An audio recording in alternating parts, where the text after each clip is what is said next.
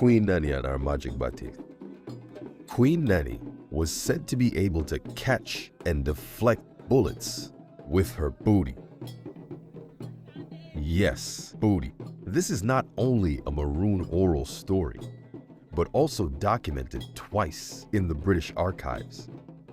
Let me tell you the incredibly true story of QueenNanny's magical batik. But first, smash that like button, subscribe if you ain't already subscribed, and save your comments till after the video. Thank y'all so much. Let's get into it. QueenNanny was said to have a wicked sense of humor. And the story goes that during an attack from the British, she told everyone to stand behind her.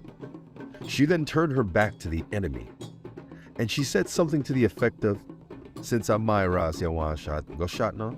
She then pulled up her dress and spread her butt cheeks, and when they shot, the bullets stopped in midair. Some say the bullets actually shot back at the British. Chop up or clad with a ras. What kind of power that? Records. This is written twice in the British archives. First, as the report of a few soldiers who witnessed it in battle, and the second time was after the treaty was signed. She had met with the British officers at a place called Golden Valley, or Golden Vale, and they had asked her for a demonstration, for they had heard about this technique. And she then again stopped the bullets with her cheeks. She then picked up the bullets and put them in the hands of the British soldiers. When they asked how she did it, walking away, she pointed up and said, "It's not me, it's God." She said something to the effect of, "He sent me, and I can only die when he calls me home."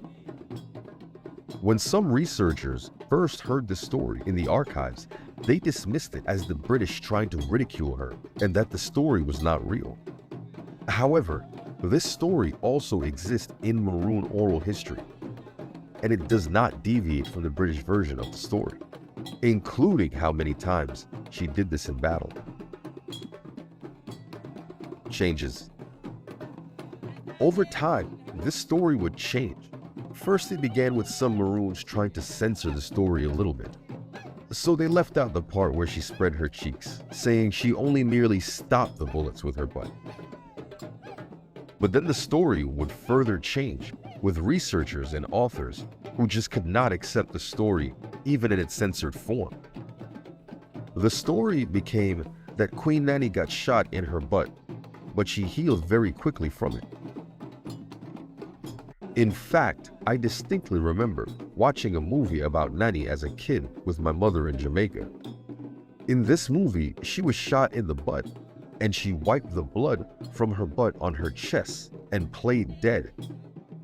So the British officers left her alone, and then she healed quickly from her wounds.